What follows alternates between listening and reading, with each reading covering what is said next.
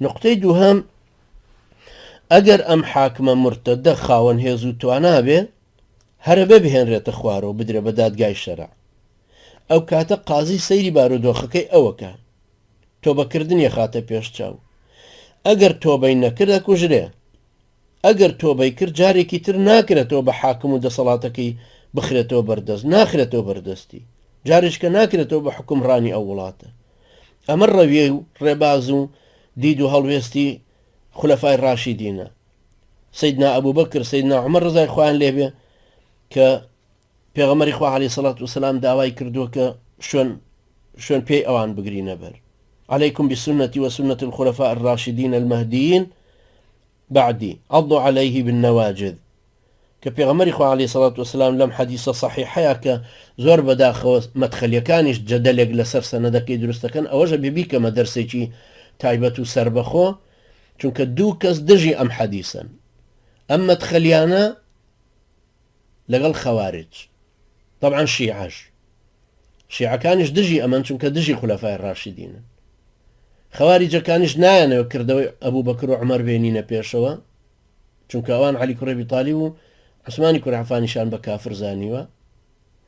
بلام لسن ابو بكر صديق عمر كري خطاب جنانه يوم حديث بين او بالتفصيل جاري كباسي يمكن اما بهر حال او ندير ليره بزاني كابو داود روايتي كردوا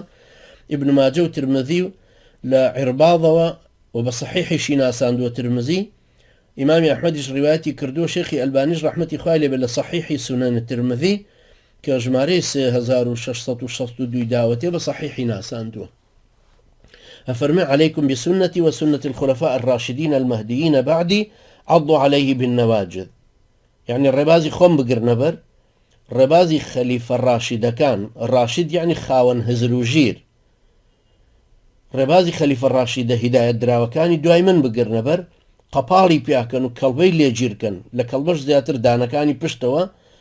او خرياني اللي قايم كانوا زورتون دينك ديدو الربازي اوان بقرنو دستي لبرند ابن تيمية رحمة اخوائي لبه درباري او لمجموعي فتاوى لمجلدي سيو بيانش لابر الشخص بيانجا فرمي هرگيزا وهرگيز نعمري كري خطابو نا ابو بكري صديق خوالي ان رازي بدورويك يان كسوكاري دورويك خزمي دووريوە چیان نەکردووە بەکار بەدەستی مسلمانان لە لۆمەی لۆمەکاران نەئەترسان تەنانەت دوایەوەی کە جەنگی مرتەدەکانیشان کرد و هێنانەوە بۆ ئیسلام نەیان هێشت سواری ئەسب ببنەوە نەیان هێشت چەکیان پێبێ تا بە تەواوی تۆبەکردنەوەکانیان ئەسەلمێنرێ سەیدنا عومەر خوا لێ ڕازی بە بۆ سەعدی کوڕی ئەبی وەقاسی نووسی خوا لێ ڕازی بێ کە والی بوو ئەو کاتە لە عێراق فرمي كسيان تعين نكي كسيان نكي بالراوشكاري جنگ تنانت اوانشيان كقورو ناوداريش بون هر اوان رفتاريان برانبر كرايا وكو طليحي اسدي اقرعي كري حابس عييني كري حصين اشعثي كري قيسي كندي همو اوانيتر كبرپرز بون قورو بون ومرتد بونوا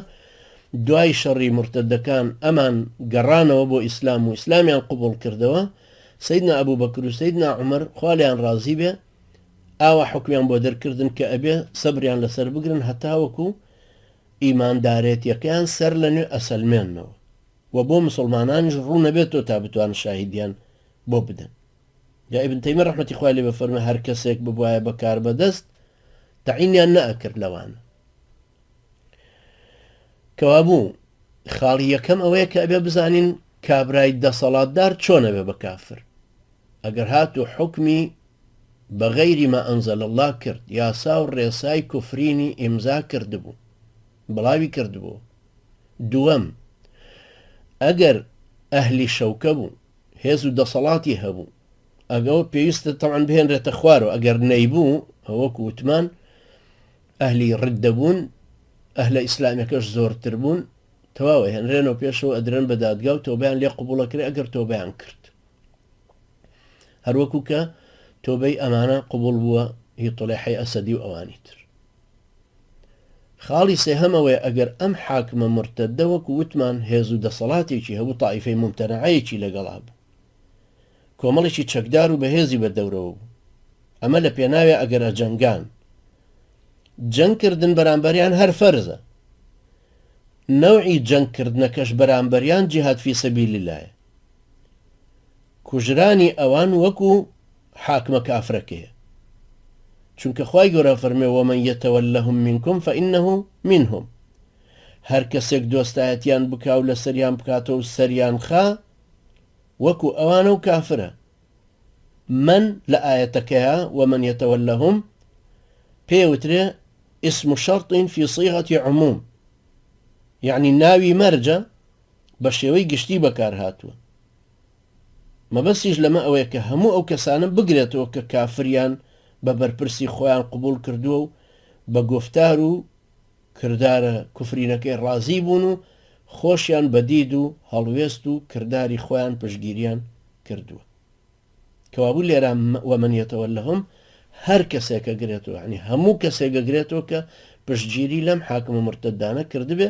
ئەویش ئەچێتە ئەوانەوە فإنه منهم، ئەچێتە ڕیزی ئەو حاکمە مرتەدە و حکمی ئەوان وەرەگرێت. محەممەد بن عەبدولوهاب رحمه الله لە مەجموعەی تەوحید وەکو ئێستا هەمووی چاپ کراوە پێکەوە لە پەڕەسی و هەشتا کتێبەکەی ئەویشە ئەفەرمێ، یعنی باس لەوانەکە کە پێچەوانەی ئیسلامە بێتەوە دژایەتی لەگەڵ ئیسلامە هەیە. ئەفەرمێ پشتیوانی کردنی مشریکان و یارمەتیدان و هاریکاریان دژ بە مسلمانان لە ڕیزی ئەم نەواقیضەیە، لە ڕیزی ئەمانەیە کە پێچەوانەی شایەتمانەکەن و شایەتمانەکە هەڵەوەشێن و مسلمانێتێکە لا ئەبن. ئەنجا ئەفەرمێ بەڵگەی ئەمەش ئەوەیە ئەمە هەیەتەوە من یەتەوەلەهم منکم فإنه منهم إن الله لا يهدي القوم الظالمين. هەر کەسێک دۆستایەتیان بکات و لە سەریان بکاتەوە ئەوە وەکو ئەوان کافرە. خوای گەورە ڕێنمایی کەسانی ستەمکار ناکە.